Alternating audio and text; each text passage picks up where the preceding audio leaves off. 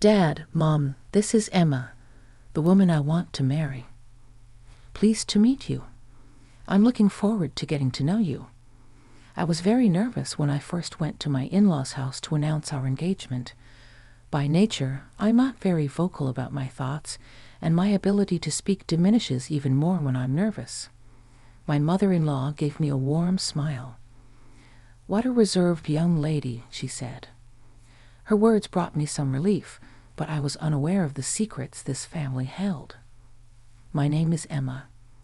This summer marks the first one Tom and I will spend together as a married couple. Since we both work, our only long breaks are during Thanksgiving and New Year's. Thanksgiving came 3 months after our wedding, so we went to greet both families. Since both of our parents live out of state, we couldn't really relax over Thanksgiving. That's why we planned to take it easy, just the two of us, during the upcoming New Year holiday. Yet, I wonder how things ended up like this. If it was a month ago, Tom suddenly showed me a brochure for a hot spring inn. "Let's go here for New Year's," he said, thinking it would be a trip just for the two of us. I was delighted. Hot springs. It's been a while since we've gone on a trip just the two of us. "Did you make the reservation?" But my joy turned to disappointment in an instant. This inn is run by a relative. My parents are going, so they said we should join them, and they've made the reservation. "What do you mean? So it's going to be a trip with my parents and us? For in total, we're planning to pick you up in the morning, so please be ready." The thought of traveling with my in-laws was daunting, but being newly married, I didn't feel it was my place to complain. So I resigned myself to the situation. Then, an unexpected turn of events occurred a week before the trip. While I was packing, Tom came home from work. "Good timing. We're going to stay over starting tomorrow, so hurry up and pack your bags." "Wait, isn't the trip next week?" I thought maybe he got the dates mixed up, but that wasn't the case. My brother and his wife are coming to stay at our parents' place starting tomorrow. It's the holidays after all, and we haven't seen my brother in a while, so we decided to join them. I was too stunned to process the sudden change of plans. I wanted to refuse staying at my in-laws, but my inability to say no led to me departing with Tom. Truth be told, my relationship with my in-laws isn't great.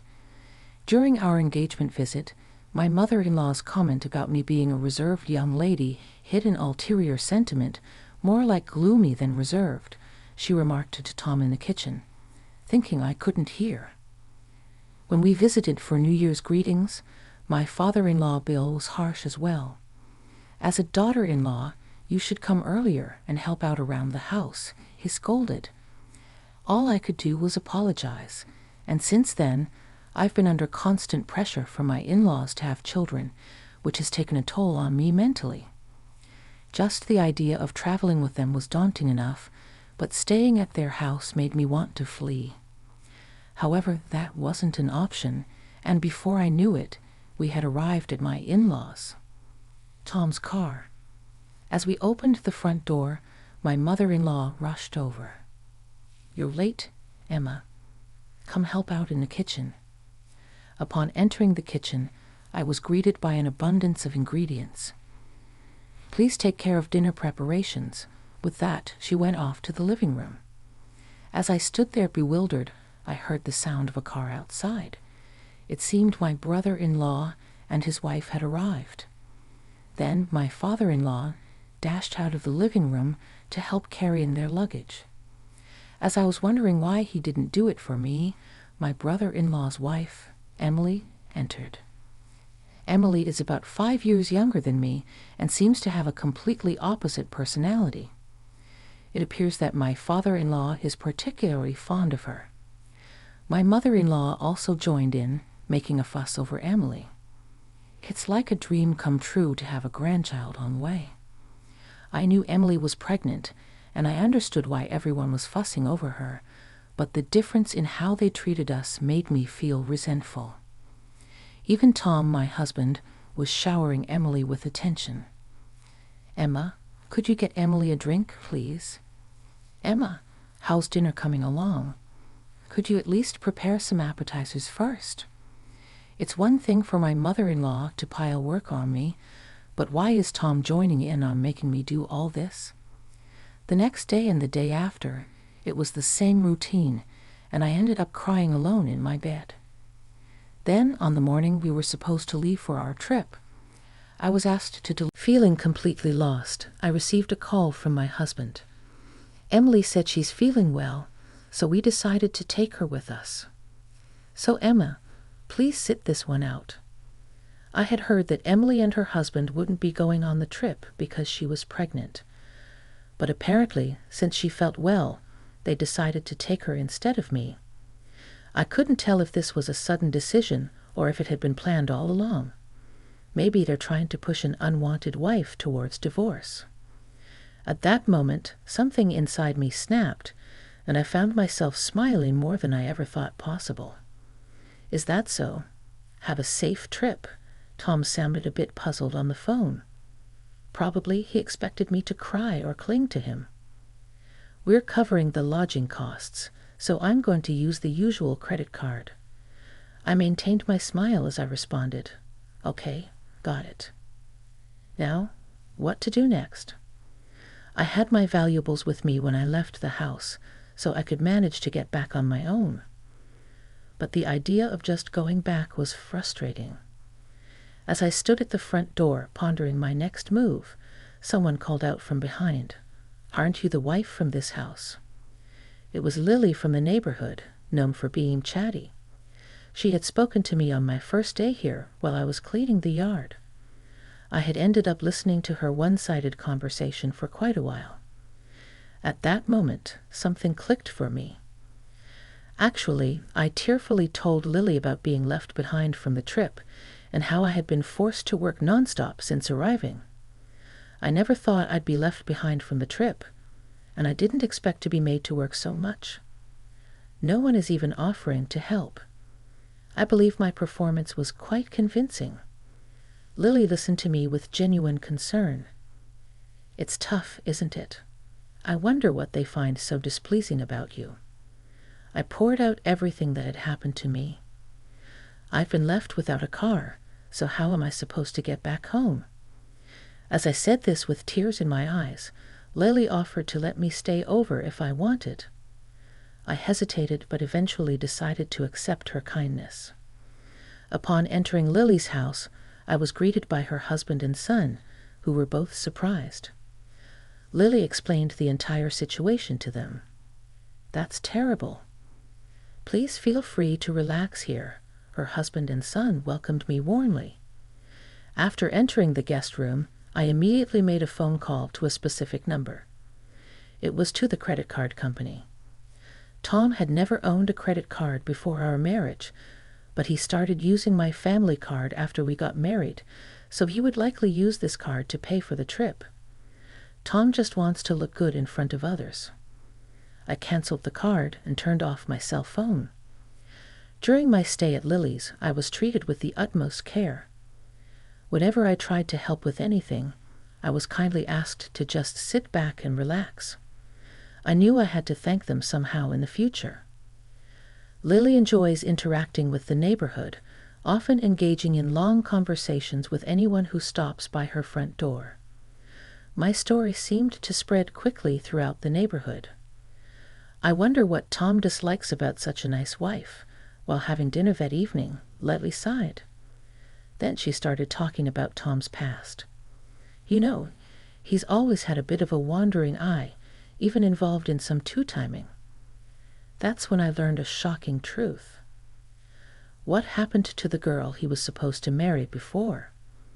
According to Lily, Tom had been close to marrying someone else, but that person had suddenly disappeared. Hearing about his bad track record with women for the first time, I had a bad feeling. I decided to gather as much information as possible while I was here. I thought about waiting for Tom and his family to return, but I couldn't stand it and decided to go back by bus the next day. By then, I had become the pitiable wife of the neighborhood thanks to my convincing act, and Lily's local network. After thanking Lily and her family, I decided to look for a detective to investigate Tom. When I turned my cell phone back on at home, I found several voicemail messages, none of which were of concern for me. The card's not working. What's going on? Make sure you clean the house. We're coming back tomorrow, so have dinner and baths ready for everyone. There was no apology whatsoever, but thinking about ending things with him brought a natural smile to my face. Even the voicemails were filled with verbal abuse. This could be evidence for a divorce case. The next day, Tom returned home. His first words were an insult aimed at me. "What the hell have you been telling the neighbors about us?" "Don't mess around." I had no intention of engaging with him seriously, so I decided to play dumb. "What are you talking about?" "People have been telling me all over the neighborhood how pitiful the wife is and how terrible the family is." I haven't said anything, though. Maintaining an oblivious stance, Tom eventually gave up and secluded himself in his room. For the next few days, there was no conversation between Tom and me. Then suddenly, I received a call from my mother-in-law. "Emma, come here and apologize." "What are you talking about?" "The whole neighborhood is talking about how we're mistreating you." For the first time during our conversation, I couldn't help but smile. "But isn't that the truth?" "What did you say?" "I've only spoken the truth." My mother-in-law fell silent for a moment, and I quickly continued, "By the way, is Bill working late again today?" "He said he was, but what about it?" "I hope it's really overtime. It would be hopeless if both father and son had wandering hearts." "What do you mean by that?" "That's all I know. Goodbye." Actually, I heard from Lily that my father-in-law was having an affair. Lily mentioned that while she was out shopping, she saw my father-in-law arm in arm with an unknown woman disappearing into the bustling streets in broad daylight. Not only that, but other neighbors had witnessed similar scenes, and as it turned out, Tom was also cheating. I gathered evidence of Tom's infidelity and consulted a lawyer. After the divorce proceedings were set in motion and I was about to leave the house, Tom called me upon returning from work. "Hey, my stuff is gone." "What's going on?" "You'll receive a certified mail soon, so check that." "I was a fool to have married someone like you." It seemed Tom realized what was happening. "Emma, you must be misunderstanding something." "I only love you." His sudden panic was understandable. It was clear that life would become difficult for Tom without my income, especially since he claimed to be sending $400 a month to his parents, which turned out to be a lie. It was actually child support. It was finally time to confront him. "What's this about a love child?" "You've been lying to me and cheating with another woman too. How could you do such a thing?" "It's not like that, Emma. The classic excuse of a cheater." "How pathetic. And to think you went on a trip to meet your child, leaving me behind at your parents' house, meeting up with your love child and the mother." Yes, that was the real purpose behind Tom's trip. He had arranged to meet his own child separately from the family during the trip. Learning this truth was shocking, but it solidified my decision to divorce. I was initially attracted to Tom's outgoing personality, which complemented my introverted nature. I thought I could overlook an affair or two out of fear of being alone after divorce, but this was too much disrespect. I finally woke up to reality. "Of course, I'm divorcing you. From now on, you'll have to manage with your own income to pay child support for your secret child." Tom's affair partner turned out to be a waitress at a cafe we frequented. The thought of them laughing at me together while I was there too makes my blood boil. I demanded the numerous costs used on my credit card. Tom spent a lot of money on his affair with my credit card. Tom's affair became known at his workplace, leading to his resignation due to the judgmental looks from colleagues. He ended up returning to his parents' home, living on a part-time job. The affair also caused discord between my in-laws, turning family relations sour. My brother-in-law and his wife decided to cut ties, although I never got along with them. Emily reached out with an apology after the divorce. It turned out we simply had incompatible personalities, and she was actually quite normal. She had been reluctantly dragged along on that trip, too. I was relieved to hear her baby was born healthy. As for Tom's parents, they ended up selling their home and moving into an apartment with the money. He paid off my credit card in one lump sum. My mother-in-law, who had never worked before, started a part-time job but apparently struggled due to her personality. My father-in-law became even more absent from home, with his whereabouts unknown. Tom has been having a hard time finding a job. The rural network can be surprisingly extensive. All of this information came from the people living near Tom's parents' house. I learned all this when I visited Lily to thank her again after my life had settled down post-divorce. That's when I found out Tom's family had moved, and Lily mentioned something surprising. My son would like to have a proper conversation with you, Emma. Would you mind contacting him if you're interested? Her son seemed like a calm and kind person. Initially hesitant, I decided to take a chance and reached out, thinking it might be fate. After talking, we clicked well and continued a long-distance relationship, leading to marriage 2 years later. I've grown to love him deeply, convinced he would never betray me. Lily has become my mother-in-law. 2 years later, we welcomed a daughter and our family of 3 lives happily. My new in-laws adore our daughter and treat me kindly. It's been a strange twist of fate, but perhaps it was meant to be. That ordeal made me stronger, and I'm grateful for this turn of events.